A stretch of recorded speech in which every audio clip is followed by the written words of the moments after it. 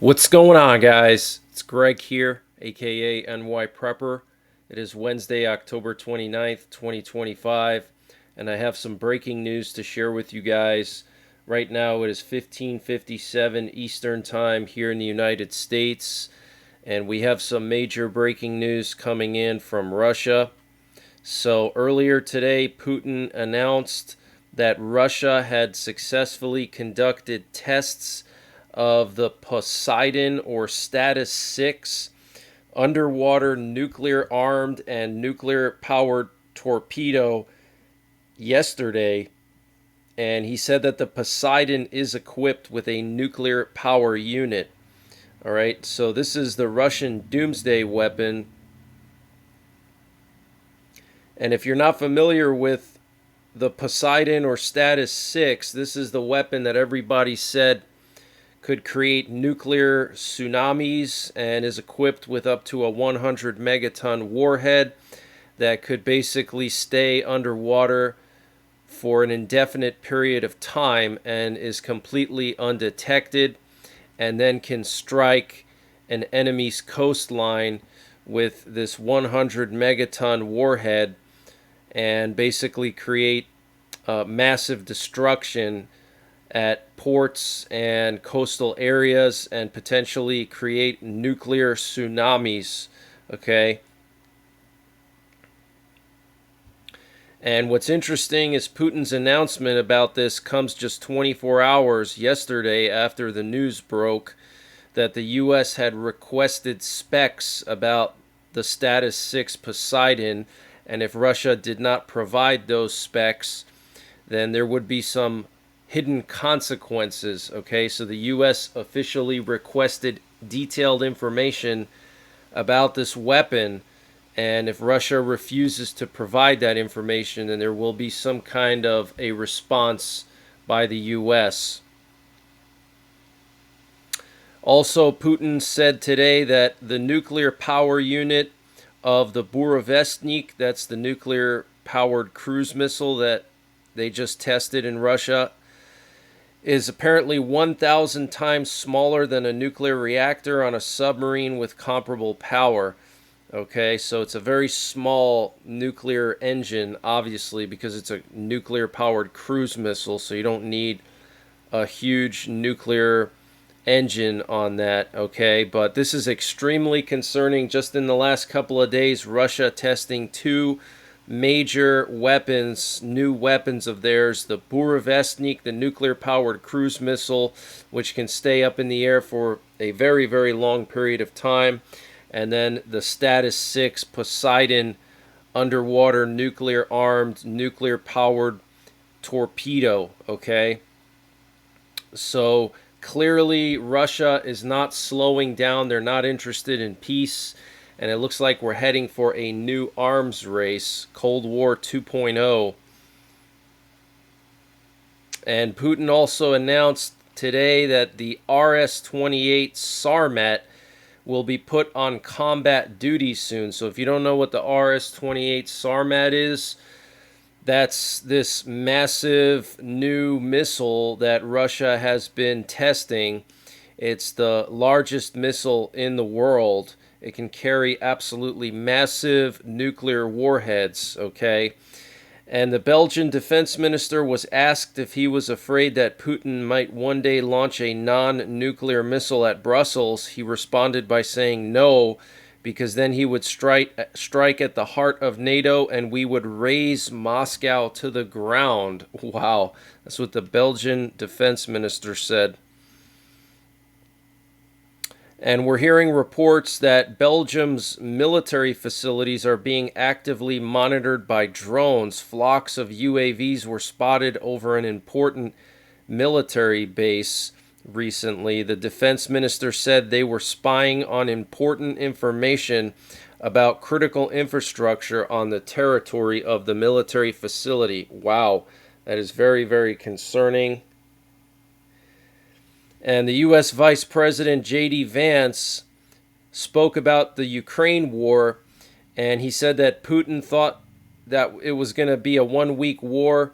he would accomplish his objectives in 1 week. Now, 4 years later, he's losing thousands upon thousands of Russian soldiers every single month. The amount of territory the Russians are gaining is so small, and they're losing a lot of people in the process. So that's what J.D. Vance is saying, basically echoing what Trump said. And Putin said today that Ukrainian troops are now encircled in the key cities of Kupiansk and Pokrovsk in eastern Ukraine. So that is very, very concerning. We're also hearing some breaking news that Trump is preparing new sanctions against Russia to push Putin toward negotiations, according to U.S. Ambassador to NATO Matthew Whitaker. This may force Putin to come to the table and end the war, or at least agree to a ceasefire so we can work toward a final solution, Whitaker said.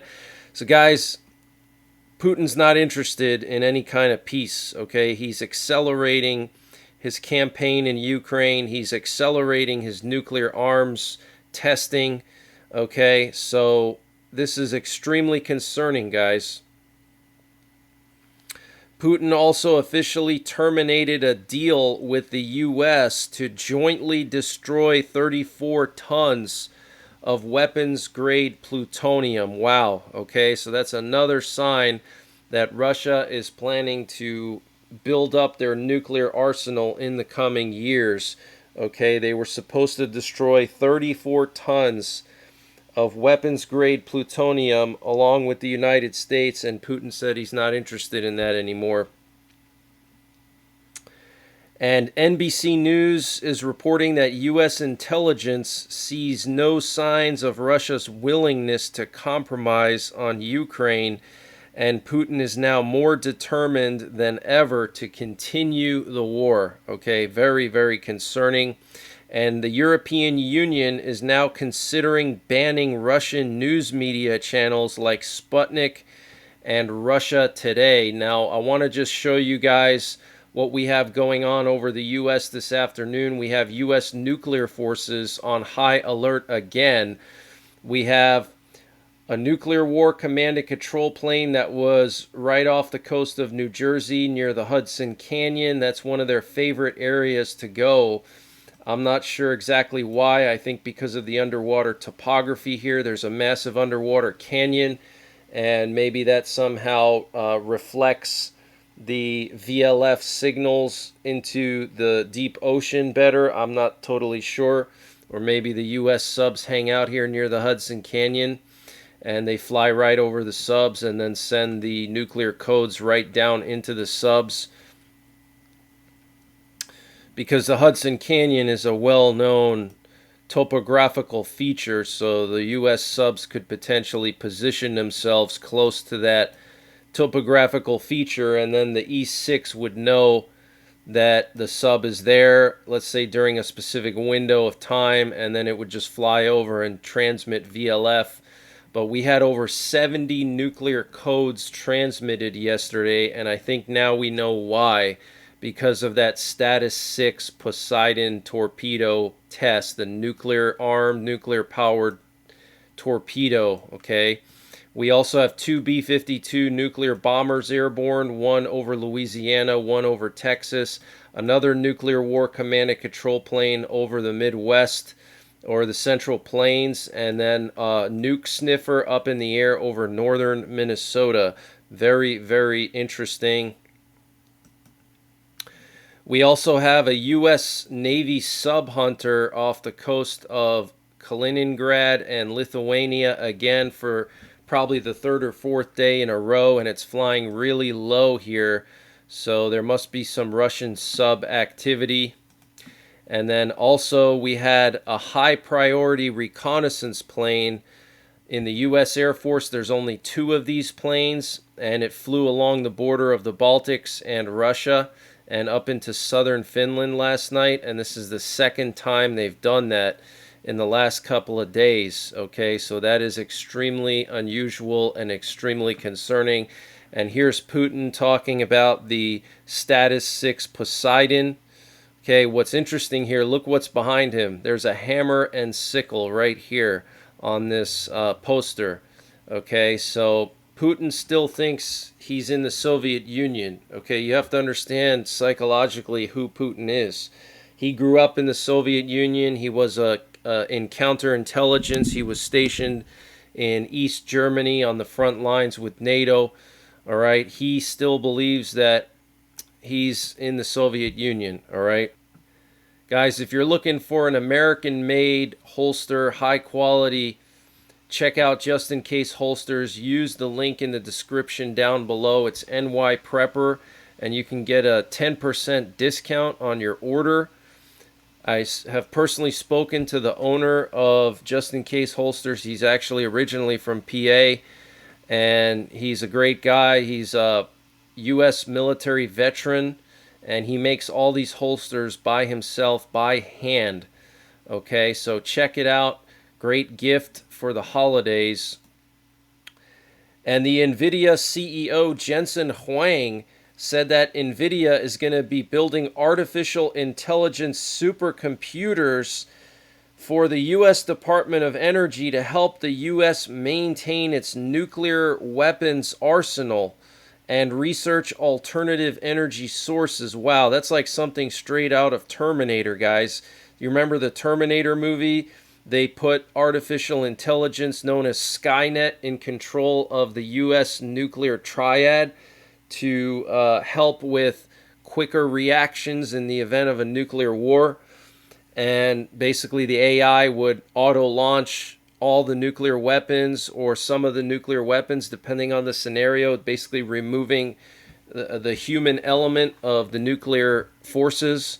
Well, this is what we're seeing, guys. This is very, very concerning. And U.S. military officials involved with Trump's expanding operations in Latin America have been asked to sign non-disclosure agreements, according to Reuters. And multiple witnesses across the Southeast, Midlands, and Western Ireland reported seeing a silent, fast-moving light in the sky over the past 15 minutes, described as a large object with a bright front light moving west to east. I'll show you the video of that here in just a second. And here we have a picture of Belgian paratroopers completing an exercise in Lithuania. Okay, interesting timing for Belgian paratroopers to suddenly be doing exercises in Lithuania. Okay, what do they know that we don't? Okay, obviously Russia is planning to invade Lithuania, and guys, Russia has been saving their best troops to invade NATO. Okay, they have not been sending their best troops to Ukraine. They're saving their best troops for Lithuania and NATO. Okay. And here's the video of this bright object in Ireland moving west to east. Very, very strange. Maybe it's some kind of a missile test. Maybe the UK tested one of their Trident missiles. I'm not exactly sure. That's the only thing I can really think of, unless it's a UFO, an alien spacecraft of some kind. And the MV Ocean Trader, popularly known as a Special Operations Mothership, is now in Puerto Rico. And 2 unidentified drones were spotted near the Rito military barracks in South Estonia on October 17th. One was shot down with an anti-drone rifle by NATO. The base hosts the U.S. Army's 5th Squadron 7th Cavalry Regiment. The downed drone has not been found. Okay, so some kind of drone flew over Estonia where there's a NATO contingent and U.S. Army Cavalry Regiment, and it was shot down. And there's basically a full-blown war going on between the cartels and the Brazilian military.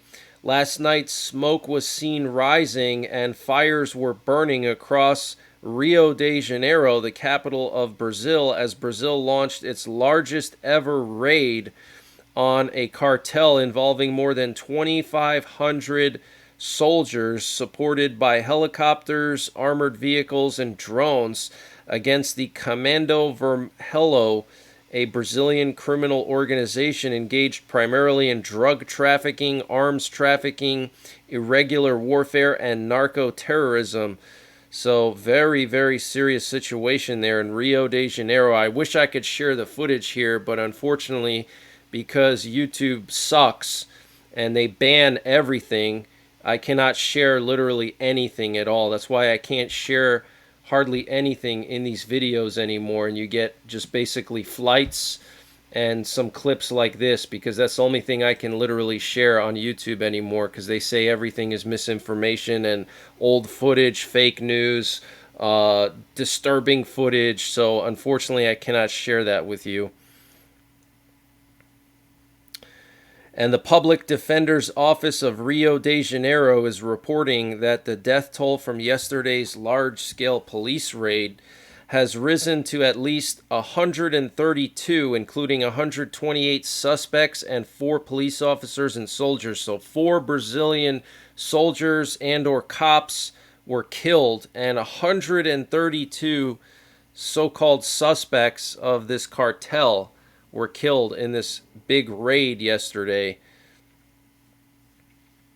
And Romania has confirmed that the U.S. is reducing its troop presence in Romania, with the rotational brigade at the Mihail Cogălnescu near Constanta already withdrawn. Around 1,000 U.S. soldiers will remain stationed across Romania's 3 key bases: Mihail Cogălnescu, Deveselu, and Câmpia Târzi. Defense Minister Angel Tilvar Mostinu said the decision has been expected and coordinated with Washington. Okay, so just 1,000 U.S. troops remain in Romania. This is a big deal because the Mihail Cogălnescu air base in Romania is one of NATO's largest air bases.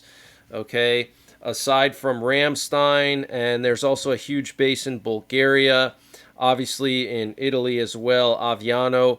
So the Mihail Cogălnescu air base now has very little American troops left. And the Ukrainians launched a large drone attack on Russian oil refineries and oil infrastructure last night. They struck the Marie El oil refinery in Yashkar Ola. They also hit the Novopaskaya oil refinery of Ulyanovsk. And also in Stavropolsky Krai, they hit a gas processing plant in Budyanovsk. Okay, so very concerning. Large number of oil refineries hit last night in Russia.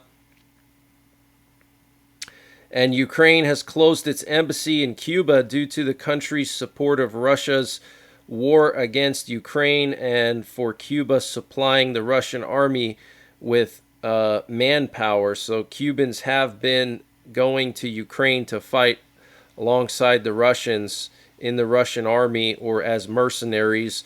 And the Ukrainian president and European leaders will meet at the end of the week to discuss a plan for a ceasefire. And Polish fighter jets intercepted a Russian Ilyushin-20 aircraft carrying out a reconnaissance mission in international airspace without a filed flight plan and with its transponder turned off. The aircraft did not violate Polish airspace.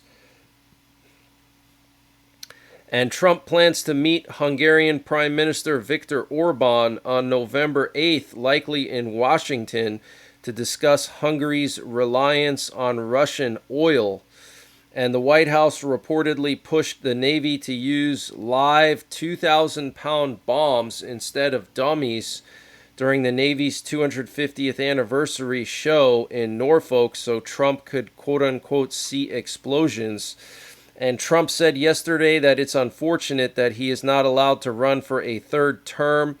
And Mike Johnson said that he had actually already spoken with Trump about repealing the 22nd Amendment to allow Trump to run for a third term.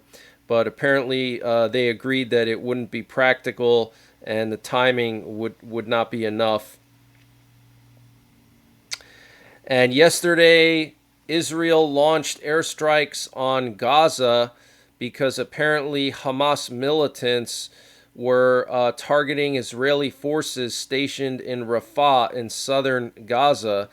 So Hamas is actually denying that they were connected with this attack by these militants against Israeli forces. And Israel said it had begun reinforcing the ceasefire in Gaza after the Israeli army conducted airstrikes overnight in retaliation for a lethal attack against its troops. So this was a lethal attack by these unknown militants in Gaza, probably Hamas, okay? And the U.S. Senate on Tuesday approved a measure that would terminate Trump's sweeping tariffs on Brazilian imports, including coffee, beef, and other products. In a rare bipartisan show of opposition to Trump's trade war, the legislation passed in a 52-48 vote, with 5 Republicans, Senators Lisa Murkowski of Alaska, Susan Collins of Maine, Rand Paul of Kentucky, Tom Tillis of North Carolina, and the former Republican leader Mitch McConnell joining all Democrats in favor. Wow. And the U.S. Secretary of War Pete Hegseth said yesterday while meeting with the Japanese defense minister that the security situation around Japan and in the region remains severe. China's unprecedented military buildup and its aggressive military actions speak for themselves. Wow.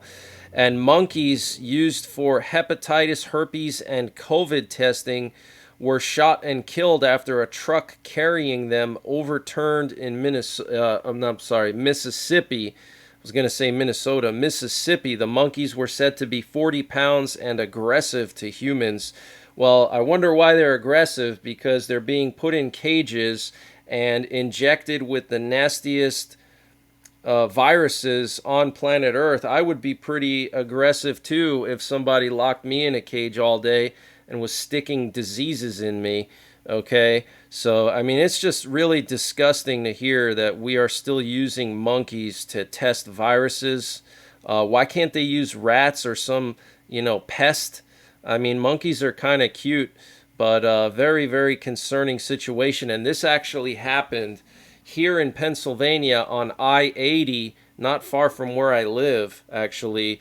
The same thing happened like 2 or 3 years ago. This truck carrying monkeys overturned, and the monkeys fled from the scene. And I'm assuming it happened I want to say late fall, early winter, so I'm sure the monkeys probably froze pretty quickly after that happened, so we didn't really hear any updates about that. But that's it for now, guys. I might be back later on tonight with more breaking news. In the meantime, follow me on Twitter. My Twitter handle is at NYPrepper1. Follow me on Telegram. I post updates over there. Also, check me out on Patreon. $5 a month gets you all these videos with no advertisements and also breaking updates before I post anything anywhere else.